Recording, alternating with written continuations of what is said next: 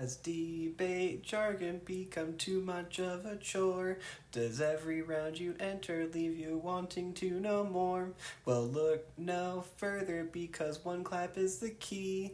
It's time for Professor Graham and Kevin's ABCs. Hello debaters and welcome back to another episode of Professor Graham's ABCs of Debate. I'm Professor Graham, here with my pal Kevin, and today the word of the day is going to be grouping. So without further ado, let's jump into it.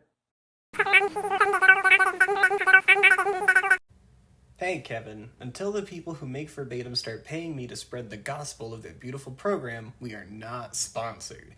Anyways, grouping refers to answering multiple arguments at the same time, and it's actually a quite simple concept. When grouping arguments, the goal is to be as efficient as possible without losing the important nuance of your arguments. For example, if you're answering responses to your contention and some of them look suspiciously similar or don't have enough specific warrants to deserve different answers, then you should group them.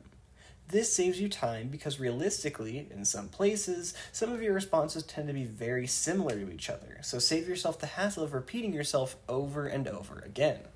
Pause. Before you go feral and start grouping every argument you hear, there's something to keep in mind. You should only ever group arguments that are directly next to each other, i.e., if answers 1 and 2 are the same, you can group, but if answers 1 and 3 are the same, don't try it. Well, remember, Kevin, most of the reasons behind why we organize things in our speeches has to do with making our judges flow as pretty as possible. So if you start saying group arguments 3 and 7, and their 7th argument is on the back of the paper, now they're flipping their paper over, hunting for arguments, and cross-referencing to the point where it just becomes a disaster.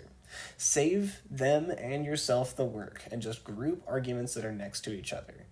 That being said, if you want to efficiently cover arguments that are separated on the flow, just do all of the responses you would give to both arguments on the first one.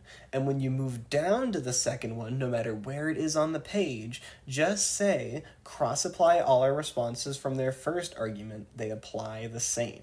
It still saves you time and it makes it clear that these arguments don't deserve specific indicts. Again, I'm going to put an asterisk on grouping every argument at all times. Grouping is a powerful tool to save you time, but be careful when you use it. If you group arguments that you assume to be identical, but there are some very specific warrants to differentiate them, you are not going to be happy when your next opponent stands up because 9 out of 10 times they will point out the difference between the arguments and explain why your lack of specific direct responses warrants voting for them. Conversely, if someone tries to group your incredibly detailed, beautifully crafted strategies, then you're welcome to do this too. Prove to everyone why grouping your specific arguments was a mistake, and make them look like fools for either misunderstanding your arguments or intentionally trying to hide how scary/distinct it was. Last but not least, and this should go without saying, but you shouldn't group your own arguments. Keep your warrants distinct. The more you combine them, the easier it is for your opponent to answer things. Grouping should be reserved for simplifying your opponent's nonsense, not making your own arguments weaker. It'll only hurt you in the long run. Well, that was fun. Grouping arguments tends to be pretty pog, so I hope you had a fun time today, Kevin. Lower? I hardly know her. Hey, thanks again for watching today's episode of Professor Graham's ABCs of Debate. As always, I'm Professor Graham, and that's my pal Kevin. If you ever need any help with debate stuff at all, my email should be right up here. Just make sure you CC your coach. I'll get back to you as soon as I possibly can with any debate tips that you might need. I'll drop that knowledge on you. Bam. Thanks for watching. It's been a pleasure. See y'all later.